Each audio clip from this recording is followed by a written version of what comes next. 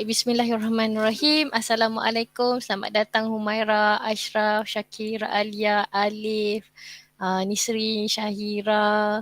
Ada siapa lagi ni? Ada Jasenia, ada. Hai. Siapa lagi? Siapa lagi ada kat sini?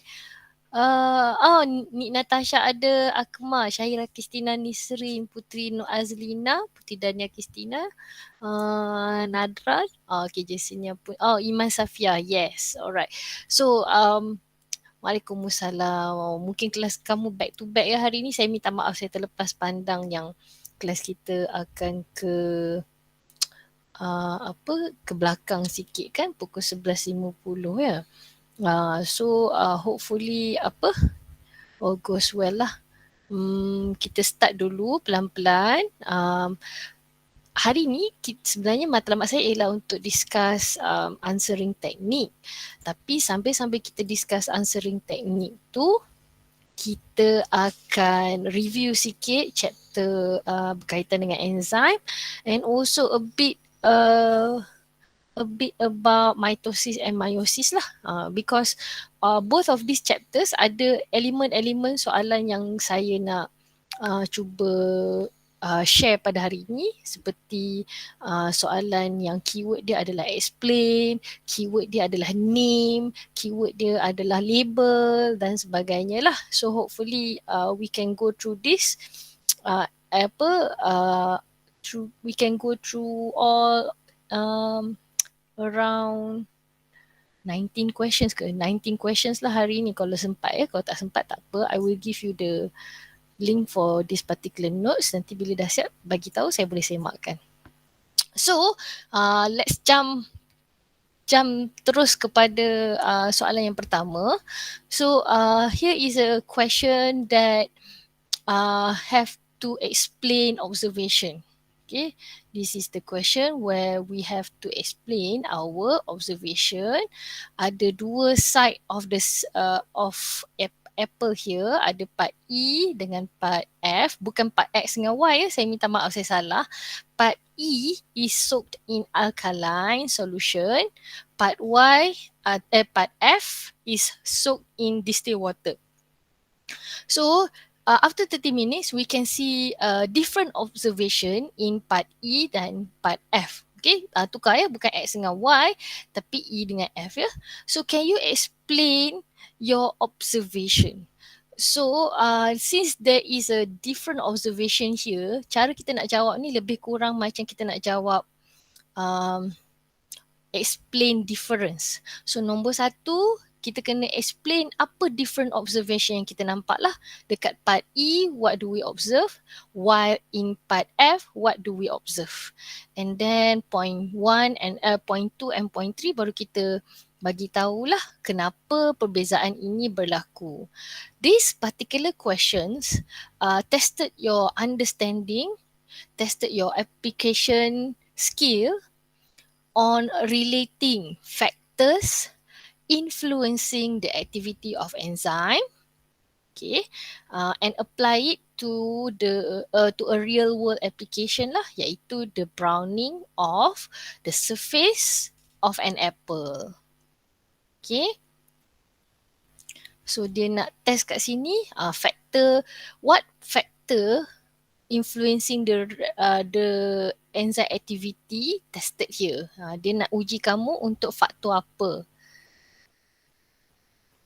Alright. Okay, very good. Part E remains fresh atau remains unchanged, yes. And then part F looks withered ataupun jadi brown. Kalau soalan ni dia gambar dia hitam putih, if you say what you observe, for example yang kita observe kat sini ialah jadi grey atau jadi darken, kita terima ya, sebab itu yang kita observe daripada gambar. So it is acceptable lah. Okay, so that is point number 1. That is the difference in observation. Kemudian, kenapa E remains unchanged? Apa yang alkaline solution buat yang membolehkan part E itu remains unchanged? Apa yang environment alkaline to provide atau influence towards the activity of enzyme. Apa yang alkaline tu buat?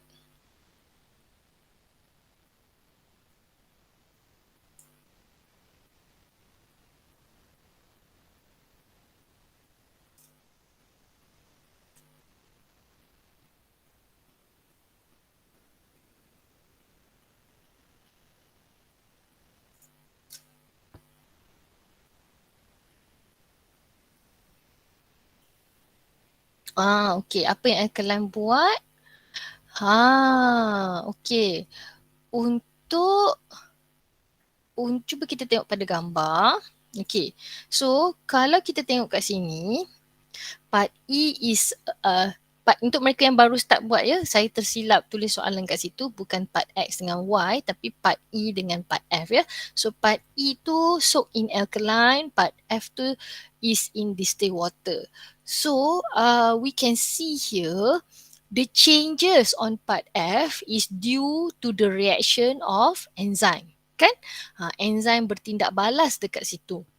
Jadi enzyme bertindak balas causing it to become in different color kan. So kenapa dekat F enzyme bertindak balas, kenapa dekat E enzyme tidak bertindak balas. So when we talk about the effect of pH towards the reaction of enzyme, we are using the words like optimum environment atau optimum pH for the reaction of enzyme lah kan. Kalau faktor-faktor ni kita sebut kalau tindak balas enzyme tu berlaku lebih cepat atau tindak balas tu berlaku as opposed to tidak berlaku, we are implying it the situation implies that the factor is optimum for the reaction of enzyme. So jom kita tengok dekat sini, dekat E remains unchanged, F becomes brown atau becomes darkened. Alkaline solution atau alkaline environment in part E is not a suitable pH for the reaction of enzyme. Therefore, enzyme does not convert the cells in atau the nutrients inside the apples that causes it to become brown. Okay ya. Ataupun kita boleh kata alkaline condition is not a suitable condition for the reaction of enzyme. Meanwhile, in part F, distilled water is a neutral condition. So neutral condition is suitable atau optimum for the reaction of enzyme. Lepas tu explanation yang ketiga, kita boleh juga kata the presence of alkaline causes the enzymes in part E to become denatured, kan? Kalau kita tengok selain daripada faktor temperature, faktor extreme change in pH juga memainkan peranan lah. When there is an extreme change in pH, the enzymes become denatured. Okay, boleh terus buat catatan dekat situ, bagus. So, E remains the same, F becomes brown. Explanation dia ialah sebab in E, alkaline condition is not suitable for the reaction of enzyme. Neutral condition is suitable for the reaction of enzyme. Point number 3, enzyme in part E has become denatured. Kan enzyme in part E has become denatured. So dia tak bolehlah buat reaction untuk tukarkan kawasan tu jadi brown. Cannot conduct the reaction to change the area to become brown boleh. Cannot conduct reaction, cannot convert the nutrients of the cell to become oxidized. Sebab browning ni adalah nama proses dia ialah oxidation process kan. Okay.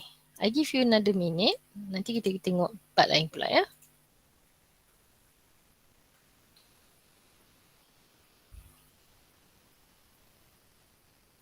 Okay.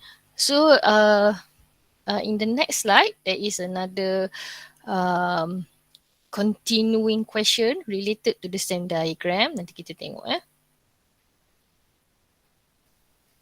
So as you can see here, bila soalan tu explain difference, kita juga boleh bagi kita punya explanation tu dalam bentuk compare-compare juga. Misalnya sebab E tu observation dia apa, F tu observation dia apa, dia punya reason dia because dekat E apa while dekat F apa.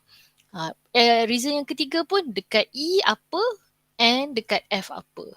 So itu adalah cara yang cantik lah untuk describe atau explain the difference. Okay, tak apa. Nanti saya akan tukarkan slide ni kepada student pace if we want to revisit it. Jangan risau.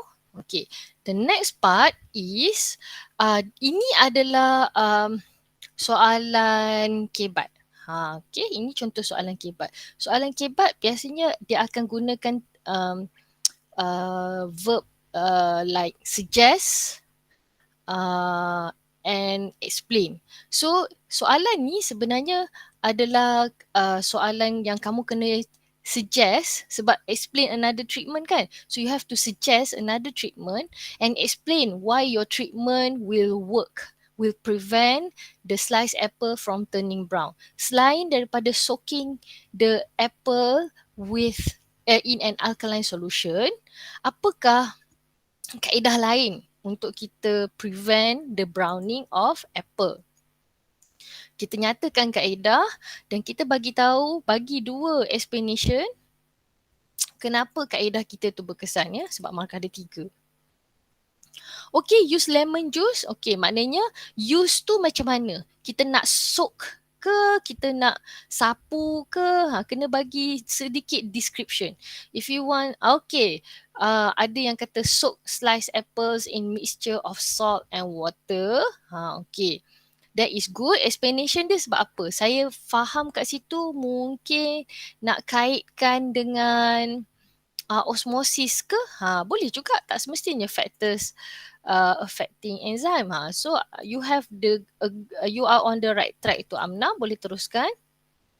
Okay, brush the surface of sliced apple with lemon juice. So faktor apa yang Nadra nak adjust kat situ? Okay, what factor? Saya nampak itu kat situ apa nak adjust faktor influencing the enzyme activity. Teruskan. Okay, so sama juga dengan Syaira Kristina, idea dia sama iaitu soak in acidic solution such as lemon juice. So the high acidity atau the acidic pH value is not optimal atau not suitable for the reaction of enzyme. So cadangan dia soak in lemon juice 1 markah. Lepas tu bagi tahu sebab pH dia acid, markah kedua. Markah ketiga, acid tu adalah not suitable for the reaction of enzyme. Boleh? Okay. So kalau kamu ada idea macam soak in apa?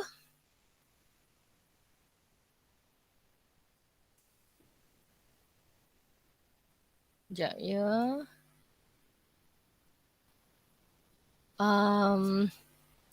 Apa soak in the acid? Soalan ni dia bagi soak in alkaline, soak in acid. So dia punya tema kat situ ialah apa treatment atau steps that can make enzyme to become denatured. So selain daripada tukar pH, ada satu lagi cara untuk bagi enzyme denatured. Apa dia? So ada satu lagi idea kat situ, kita boleh bagi satu treatment atau satu kaedah untuk bagi enzim jadi denatured. Faktor apa yang kita boleh buat kat situ?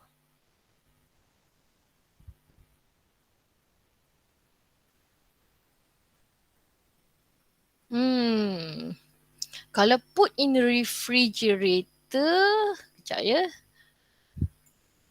Put in refrigerator. Tapi soalan dia ialah avoid. Kalau slow down, put in refrigerator betul. Tapi soalan dia avoid. Dia memang tak mau browning tu. So put in refrigerator tu kurang sikit. Tapi you have the right idea there. Kita adjust temperature. Betul tu. Apa maknanya basically your idea Ashraf ialah cakap pasal kita ubah temperature kan. So temperature causes enzyme to denature. Tapi instead of masuk dalam peti ais, kita go to the other end, which is rendam dalam air suam atau air panas. Soak in warm or hot water. Okay. So idea Ashraf tu adalah basically under the factor temperature. Betul. The idea is good. Tapi kita kena ingat soalan dia ialah dia nak minta avoid bukan slow down. So bila kita nak avoid, kita kena matikan terus enzim tu. Matikan pula. Denaturekan terus enzim tu, which can be done by exposing it to different pH besides neutral. Kita letak dalam soak in acidic pH ke, okay, atau kita terus rendam dalam air panas so that the enzymes will become denatured and no reaction to no reaction atau no oxidation process occurs. Okay. Cara yang ketiga, nombor 1 tadi soak in lemon juice atau brush lemon juice, soak in hot water. Dua-dua tu sebab nak bagi denatured. Bila kita cakap pasal the browning of apple, nama chemical reaction yang berlaku dekat situ adalah oxidation. So dalam bahasa biasanya atau dalam kefahaman biasanya, oxidation ni occurs due to exposure to oxygen also, kan? Sebab terdedah kepada oksigen juga boleh menyebabkan browning ni berlaku lah. So kita juga boleh bagi langkah dia ialah langkah yang berkaitan dengan preventing exposure to oxygen. So what we can do? We can coat the sliced apple with sugar atau oil. Okay, sugar atau oil to prevent the area to become exposed to oxygen atau to become exposed to the air. Therefore, sama juga no oxidation process occurs. Okay, so ada beberapa kaedah kat sini, sama ada kita bagi enzim tu jadi rosak, become denatured, atau kita prevent exposure to oxygen. Okay, dia punya matlamat akhir dia no oxidation berlaku. Matlamat akhir dia no oxidation berlaku, tapi untuk capai no oxidation berlaku tu ada dua jalan. Sama ada kita buat enzim jadi denatured atau kita prevent enzim atau prevent the cells to be in contact with oxygen. So macam mana nak bagi enzim jadi denatured? Sama ada kita rendam dalam air panas atau tukarkan pH of the surrounding. For example, dalam soalan ni dia bagi rendam dalam alkaline, kita bagi rendam dalam acid solution seperti lemon juice. Kaedah yang kedua ialah kita nak prevent daripada exposure to oxygen atau become in contact with oxygen. Therefore, kita salut permukaan apple tu dengan minyak ke, dengan gula ke dan sebagainya lah to prevent the cells to become in contact with the air atau oxygen. Okay, I give you another minute to update your answer. Okay, nanti kita tengok the next question ya. Okay, macam nak habis dah ni. Kejap. Siapa punya ni? Okay, ni Natasha dah nak habiskan. Okay, betul, boleh teruskan. Saya baru ingat nak address the situation. Tak apa, teruskan. So, no contact with oxygen, no oxidation berlaku kan? Atau enzyme has become denatured, no oxidation process occurs as well kan? Okey, lepas ni kita nak tengok soalan aplikasi lagi. Aplikasi untuk untuk cuci baju pula. Okay. Oh sorry, saya unlock screen sekejap. Okey, kita tengok soalan ini.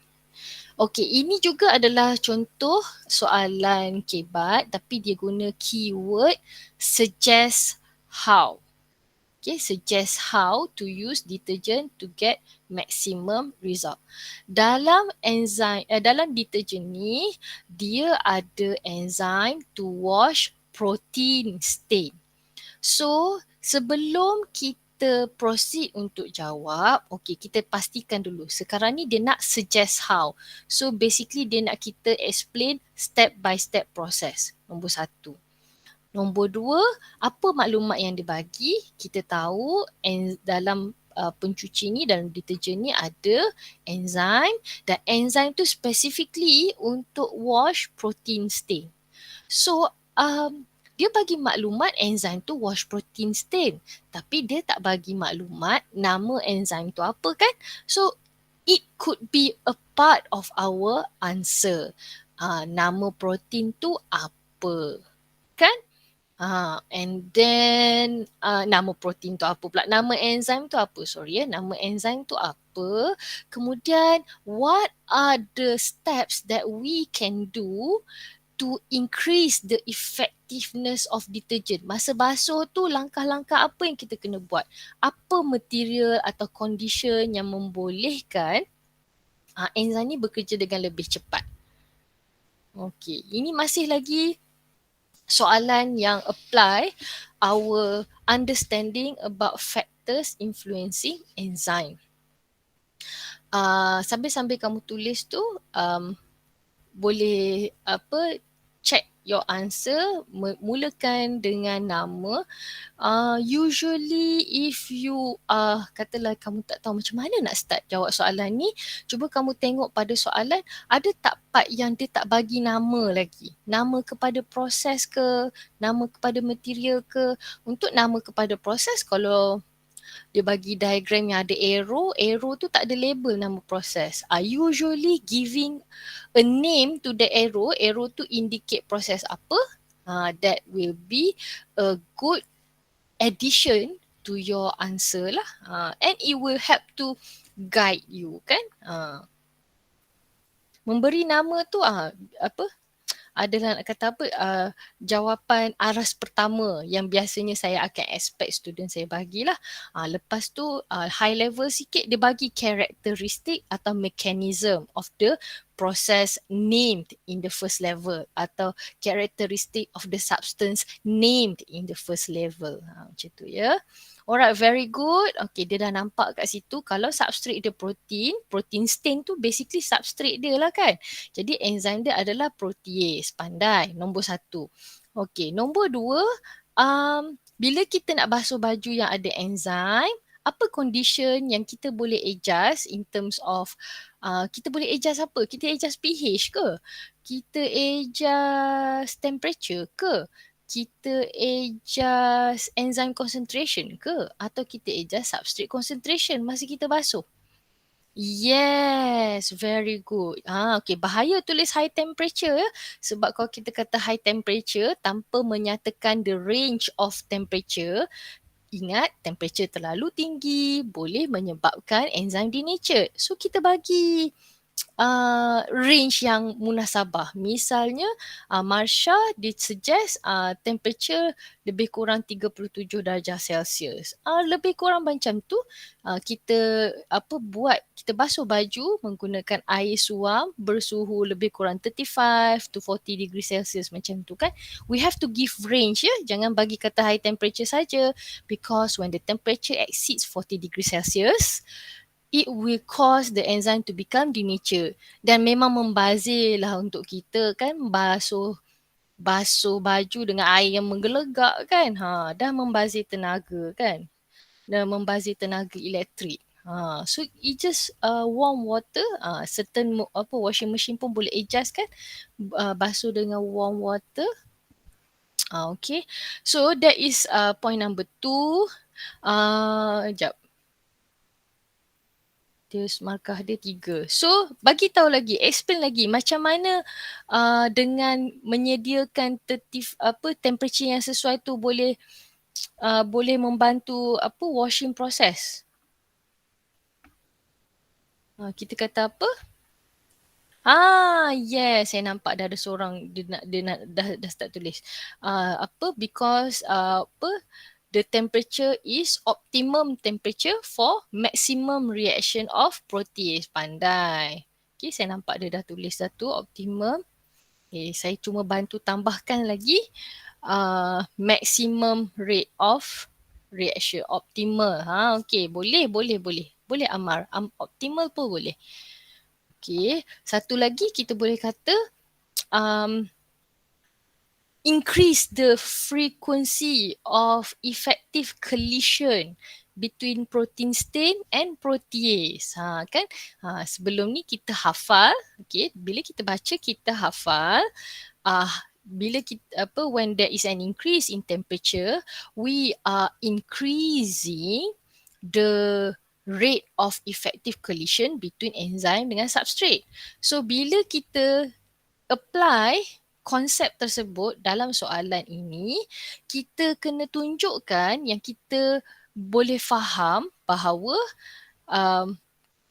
effective collision between substrate dengan enzyme kat sini ialah substrate dia protein stain, dia punya enzyme dia adalah protease lah, macam tu ya.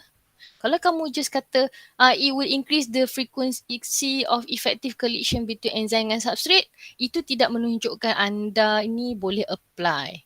But if you can change the explanation to become more specific that and also address the situation presented by the question, so it shows that you are applying the concept. Hanya simply dengan tukar dua perkataan tu kan. So be careful .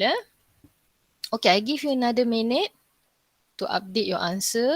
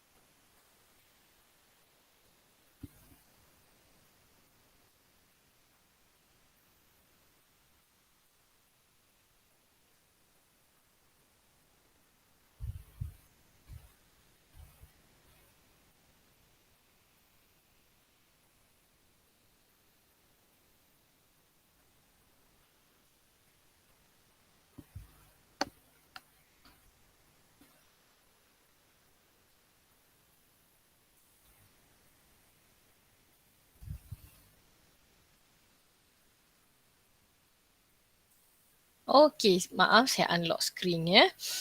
Okay, okay now basically untuk enzyme, essence for enzyme ialah nombor 1, kita tahu macam mana nak describe the reaction of enzyme using the lock and key hypothesis.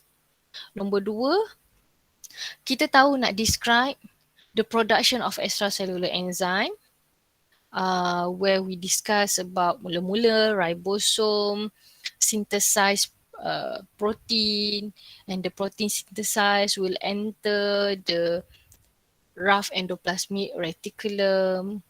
Rough endoplasmic reticulum will put the protein in a package inside the transport vesicle that will bud off from the rough endoplasmic reticulum to the Golgi apparatus and so on and so forth lah. Peranan Golgi apparatus, peranan secretory vesicle dan sebagainya lah. And then this is the third essence of enzyme. Apa yang kita buat ni, the third essence of this particular chapter, where we apply the factors influencing enzyme activity in different context. Okay, dalam konteks yang berbeza.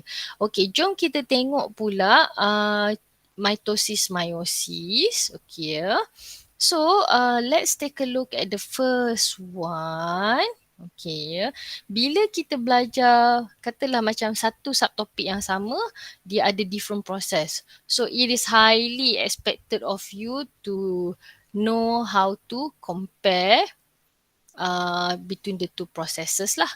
So can you compare the chromosome behavior in stage A and stage B? Okay. Compare the chromosome behavior in stage A and stage B. Bila compare, boleh jadi kamu bagi similarity and also difference. Dua-dua pun boleh.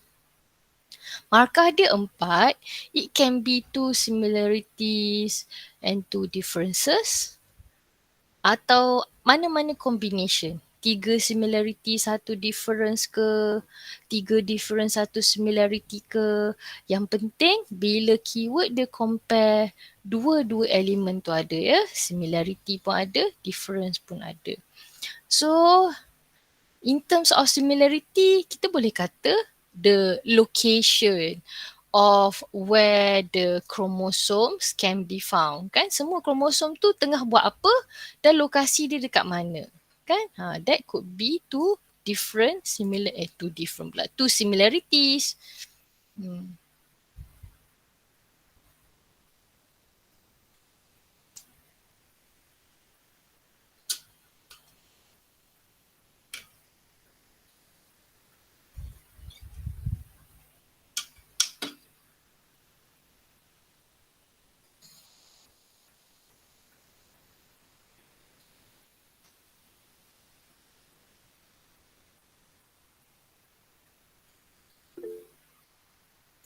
Yes? Boleh name the stage. Boleh. Boleh. Tak adalah necessary. But naming is a good start. Yes, I agree with you. Naming is a good start. Saya tak show responses ya. Sekejap, I show the responses now. Okay.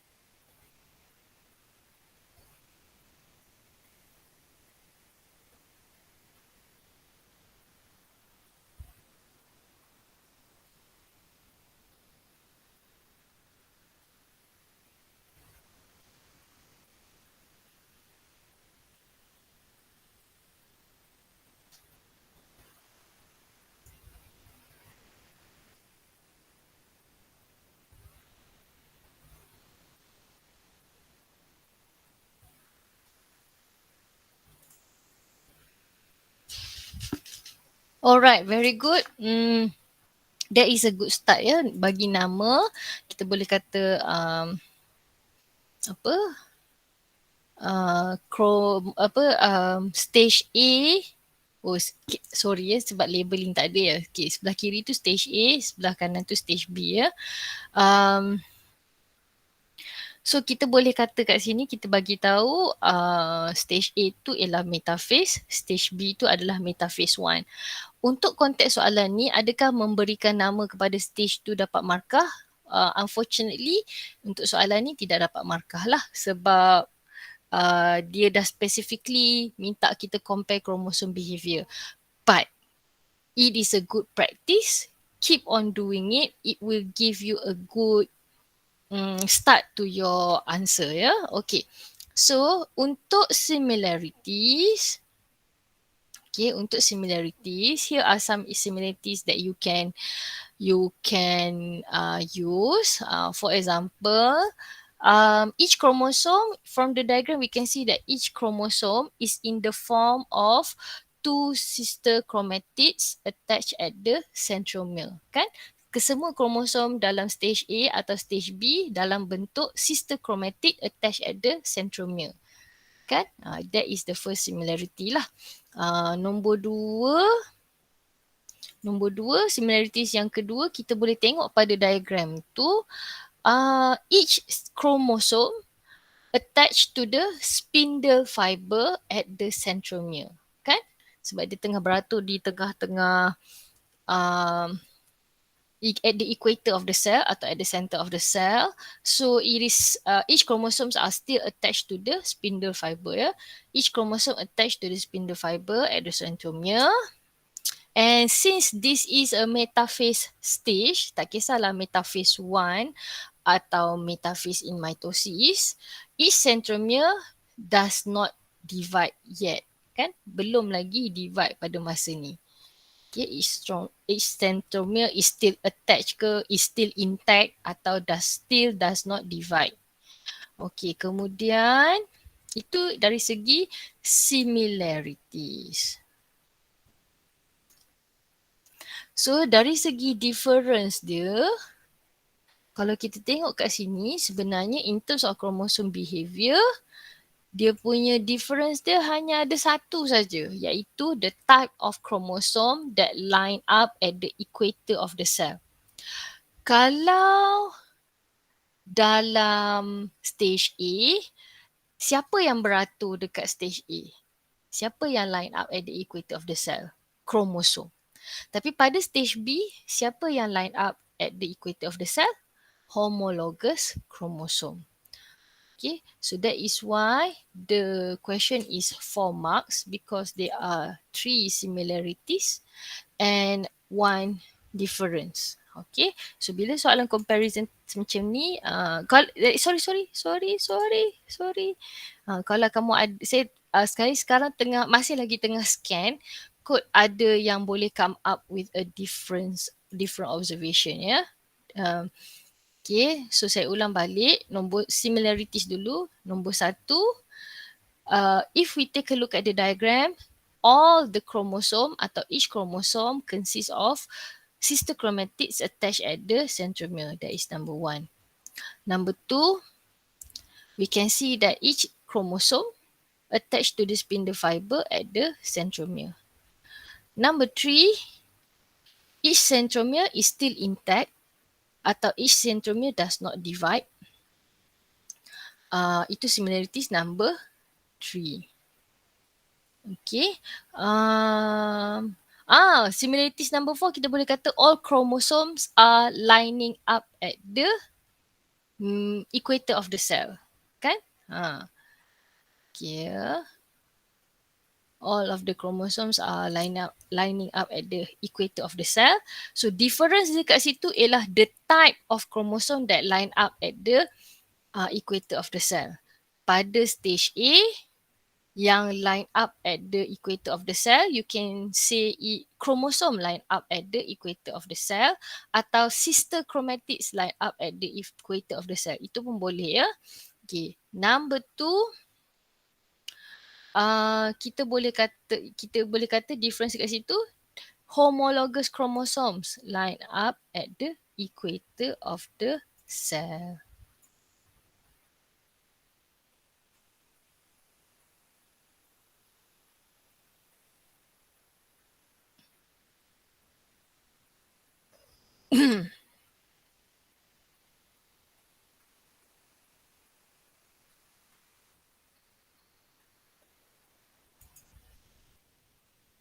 Okay, I give you another minute to update your answer.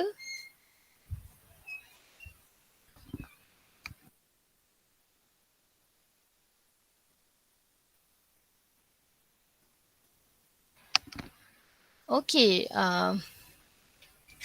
so if you can see here, if you want to try for some people, the way they do revision best is by answering questions. Ada setengah orang dia jawab soalan tu adalah bagus untuk dia, that will help him or her to do revision. My suggestion is, if you have to choose, I would recommend for you to do as much as comparison question as you can.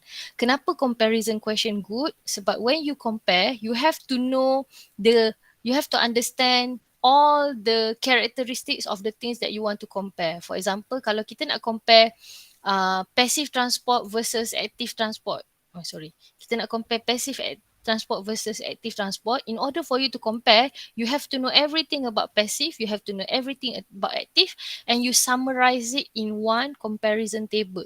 So it is a good it is a high level exercise for you to test your understanding. Sama juga dengan apa yang kita buat kat sini. Kita kena faham dulu mitosis, kita kena faham dulu meiosis, baru kita boleh compare dia punya chromosome behavior. So doing comparisons are a good summarizing exercise for you to test your knowledge and understanding. Okay? And Alhamdulillah for your references, kamu punya textbook tu banyak dia bagi comparison table that will also help you a lot lah for you to check out the possible comparisons that we can do for the topics that we have discussed before this. Okay, jom kita tengok soalan ini.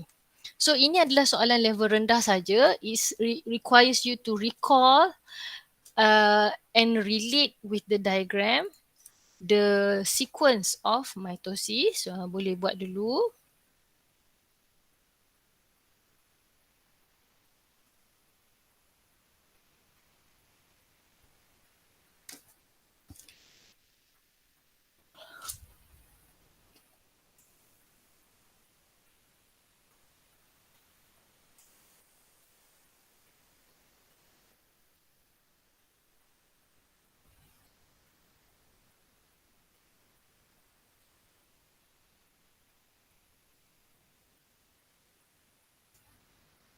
Alright.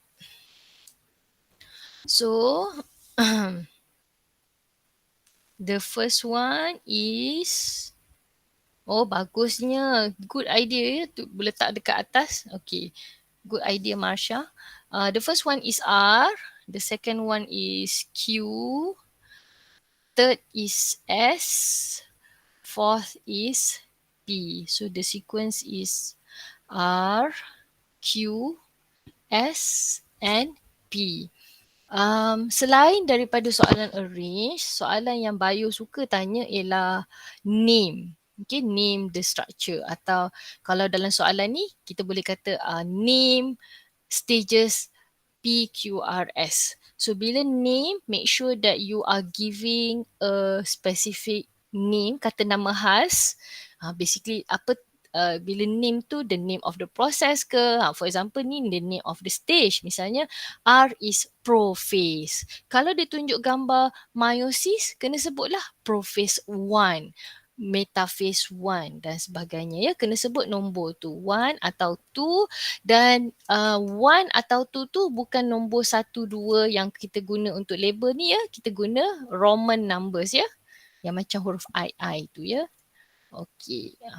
So untuk most of the time soalan bio dia akan nak kata apa ya, walaupun macam kalau soalan tu soalan struktur, biasanya the first question tu dia minta kita namakan atau state. Kalau state, kalau kata state the function, state the function ke state the characteristic, itu adalah kita bagi tahu fungsi dan ciri secara umum.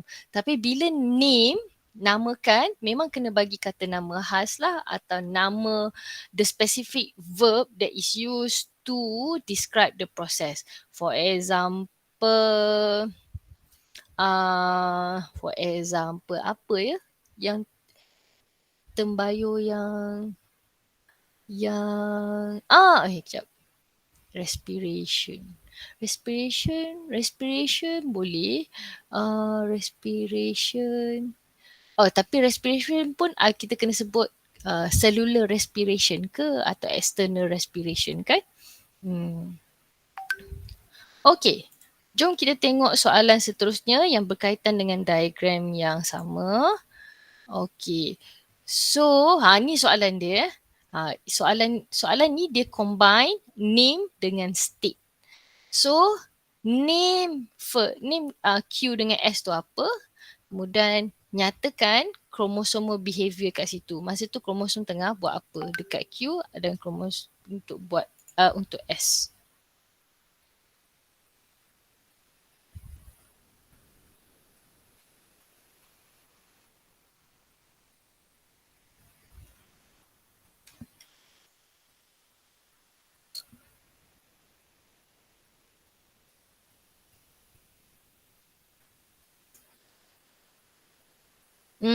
Okay, hebat, betul. Phase Q is metaphase, S tu anaphase, bagus. Cepat betul kamu ingat, bagus. Maknanya memang pengetahuan asas mitosis tu dah okey dah lah. You can identify the stages and you can name the stages. Macam mana pula dengan chromosome behavior? Kalau kromosom behavior, kita tak payah ceritalah pasal nucleus membrane jadi apa semua ya, especially dekat profis tu kan banyak spindle fiber buat apalah apa semua tu, nucleolus buat apalah. Tak perlu kalau soalan dia kata kromosom behavior. Kalau kromosom behavior, we just mention the characteristic of kromosom ke atau kromosom tu tengah buat bergerak pergi mana-mana ke dan sebagainya lah. So untuk phase Q, yes. Kromosom line up at the cell equator atau line up at the middle of the cell. Pandai. Okey, kemudian alright, sikit lagi.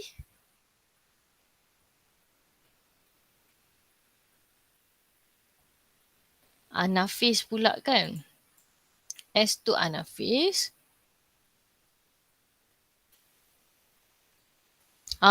Untuk S ni, untuk S seperti yang dicadangkan oleh Sharifah Jasenia ni, dia ada sebut pasal spindle fiber contract.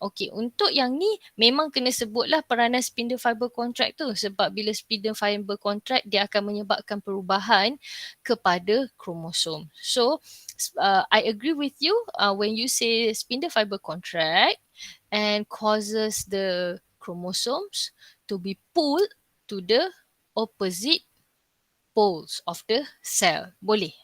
Chromosome move atau pull. Saya perasan ada orang tulis attract juga. Boleh, no problem. Chromosomes are attracted to the opposite poles. Chromosomes are pulled to the opposite poles of the cell. Boleh. Tak ada masalah.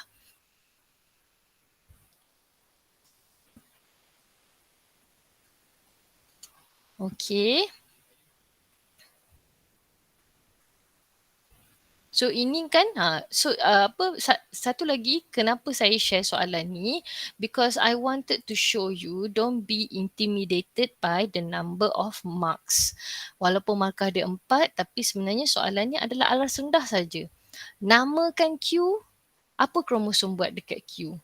Namakan S, apa yang kromosom buat dekat S? It does not requires you to recall dan connect dengan different subtopik, tak ada. Dia masih lagi dekat subtopik yang sama kan.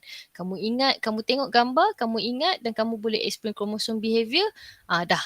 Sebab itu soalan tu kira aras rendah lah.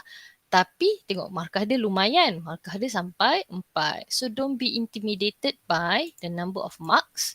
Just answer according to the keyword saja. Keyword minta apa? Nama. You state the name. Keyword dia apa? State the function atau describe chromosomal behavior. Ikut.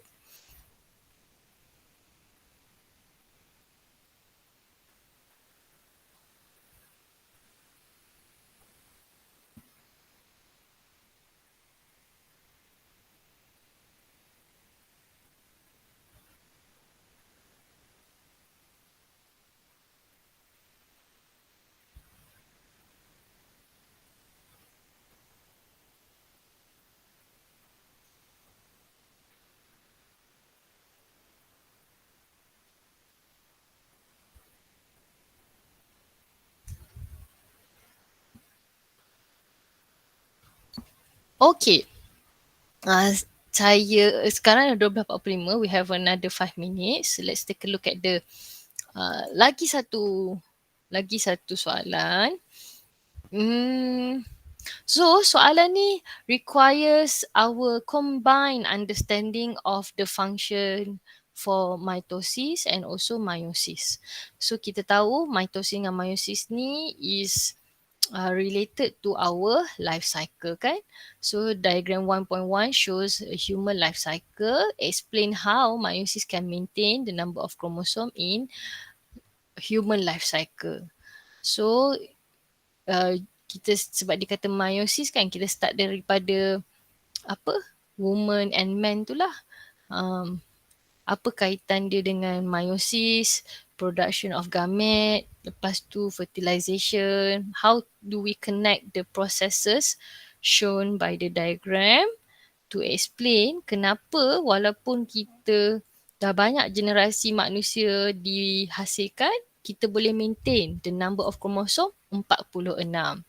Kan kita tak ada bilangan manusia yang bilangan kromosom dia jadi double 92, tak ada. Kenapa?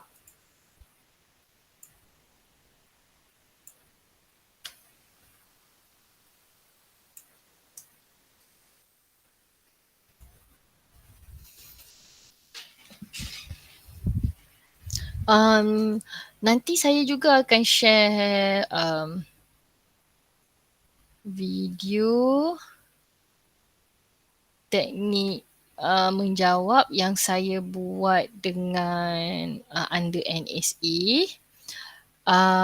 Dan saya share juga dalam Telegram nanti the videos for all of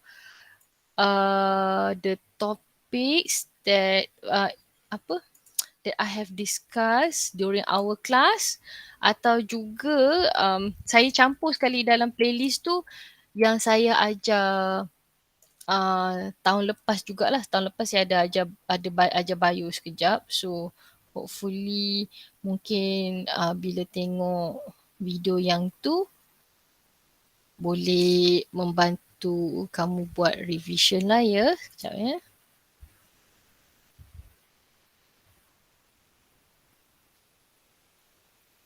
Alright. Okay, nanti saya share dalam Telegram. Okay, so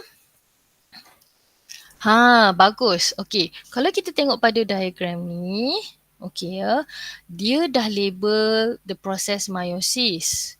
Tapi apa kaitan dia dengan gambar? Ada 2 gambar kat situ yang tidak berlabel kan? Gambar sperm dan ovum. Dia tak label kan? Dia tunjuk gambar je kan?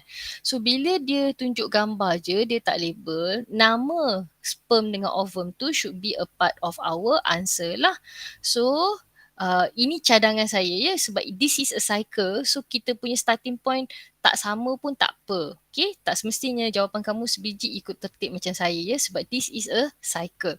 So my idea is we can see here daripada Raja tak ada nama untuk gambar ovum dengan gambar sperm tu, tak bagi nama.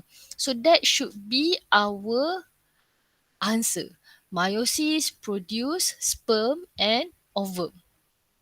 Kan? Atau meiosis produce female and male gamete. Kenapa? Sebab kita nampak pada rajah 1.1 tu tak ada nama diberikan, so kita bagi nama. Kita ambil konsep yang Humaira ketengahkan tadi, nak kena bagi nama ke? Yes, kita terus bagi nama. Okey, kemudian satu lagi yang ditunjukkan pada gambar ialah dalam sperm dengan ovum tu dia ada bagi huruf N kan. So, apakah cara lain yang kita boleh includekan maklumat yang N tu, huruf N tu kepada jawapan kita? Huruf N tu is a symbol for haploid number of chromosome.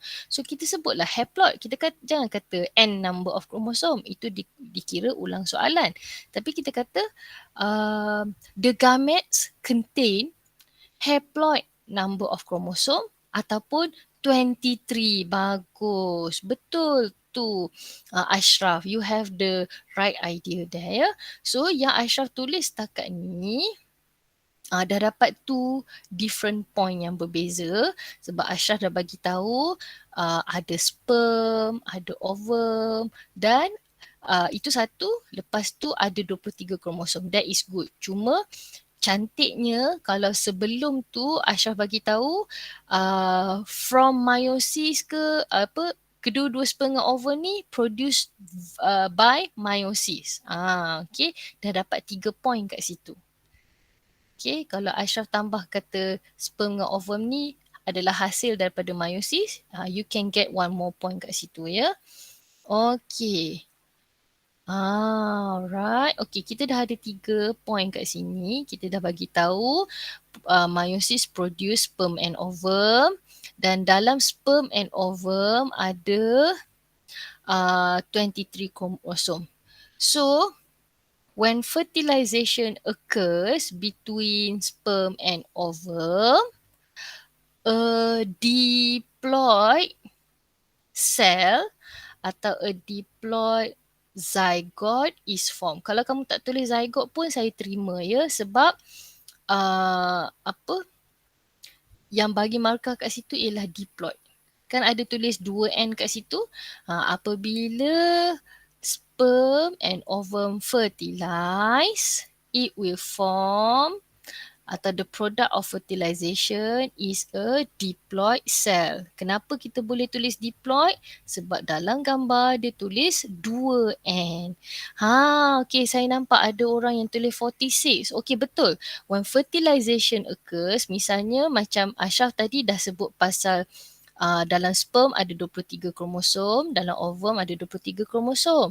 So, when fertilization occurs between sperm and ovum, it will produce a cell with 46 kromosom. Macam Syairah Kristina cadangkan ni, pun boleh. Okay. Okay ya, so when fertilization occurs, sperm and ovum will form Sorry. When fertilization between sperm and ovum occurs, a diploid zygote is formed atau a cell with 46 chromosomes is formed. Okay, that is already point number 4. Point number 5, kita boleh kata therefore the offspring has the same number of chromosome with the parent. Maka anak yang dihasilkan mempunyai bilangan kromosom yang sama. Mempunyai bilangan kromosom yang sama dengan dia punya parents. Okay, I give you another minute to write your answer, to update your answer.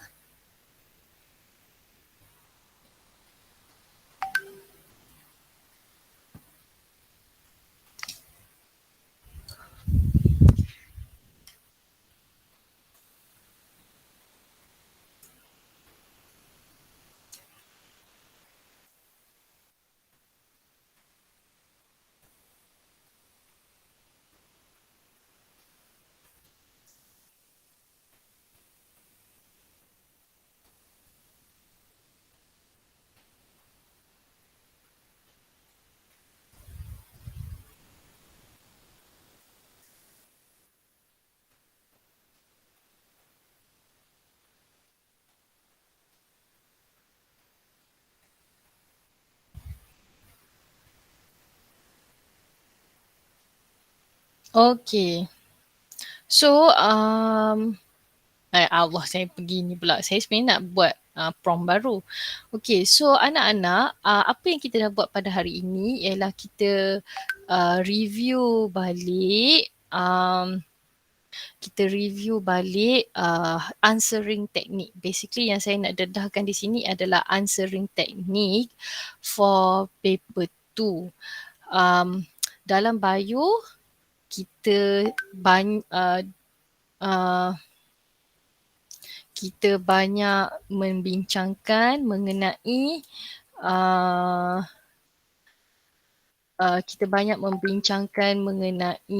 menamakan, dan kita kena explain. Memang majoriti markah dalam bio adalah guna keyword explain. Dia sebab apa? Sekejap ya. Saya unlock dulu. Sekejap keyword explain. Keyword explain, keyword name banyak. Bila kebat kita akan guna keyword suggest. Okay, tapi keyword tu bukanlah kata satu masalah sangatlah. Sebenarnya keyword tu hanya untuk guide you sedalam mana kita punya answer. Kalau keyword dia adalah state saja dan tengok markah dia pun 2 je, tak payahlah cerita panjang-panjang. Kita optimize masa dengan fokus jawab dengan seringkas mungkin, tapi boleh dapat markah maksimum, dan kita fokuskan masa menjawab tu untuk soalan yang lebih susah lah. Okay, so what do you think of today's activity? Ada apa-apa lagi nak tanya? Mungkin saya boleh address later lah, bila saya akan tukar ni kepada student pace dan cuba jawab personally lah nanti. Sebab PDF ni dia boleh tukar kepada reflect and review. So bila kamu tengok reflect and review attachment nanti, boleh nampak apa yang saya punya komen lah. So ada a few other questions I've provided in the same PDF. If you want to try, please, you are free to do so. And kalau nak minta saya check, bagi tahulah ya. Tapi sebenarnya saya ni 2-3 hari ni demam sebenarnya. So macam saya kena ambil masa sikit. Tapi just notify me, kata dah siap, nanti pelan-pelan saya tanda. Some question is hard. Okay. Questions yang mana macam hard tu? Oh, cannot catch up. Oh, sorry. So, hopefully nanti boleh tengok recording first. Nanti kita tengok macam mana. Tengok recording, cuba jawab. Nanti kalau dah jawab, nanti bagi saya tanda ya. Comparing an application question. Yes. Dia memang kita rasa comparison tu adalah soalan yang susah sebab kita nak kena tahu semua, katakan nak compare A dengan B. Kita kena tahu semua pasal A, semua pasal B, baru kita boleh jawab kan.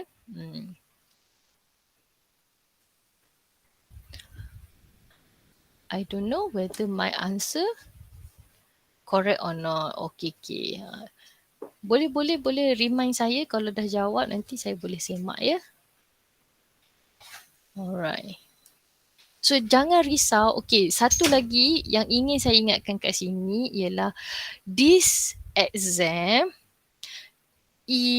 bukanlah tujuan dia untuk kita rank kita ni pandai ke tak pandai. Bukan. Tujuan kita jawab assessment, kita buat assessment, it is an information for me on how to improve my teaching. It is also an information for you on how much you understand. Dan bila kita tahu, kita address the situation, bukan kita rasa sedih ke apa, bukannya. Kita jawab exam tu, kita jawab soalan untuk assess sebanyak mana kita tahu, kat mana yang kita tak tahu, kat yang kita tak tahu tu yang kita cuba selesaikan. Okay. So don't worry, I know you will do your best. Okay, saya doakan yang baik-baik saja untuk kamu sebab it is always a pleasure to have you in my class. Sorry, ambil 9 minit masa tambahan. Saya berhenti dekat ni dulu. Saya akan tukarkan slide ini kepada student pace so that you can answer other questions ya. Thank you so much for your understanding and your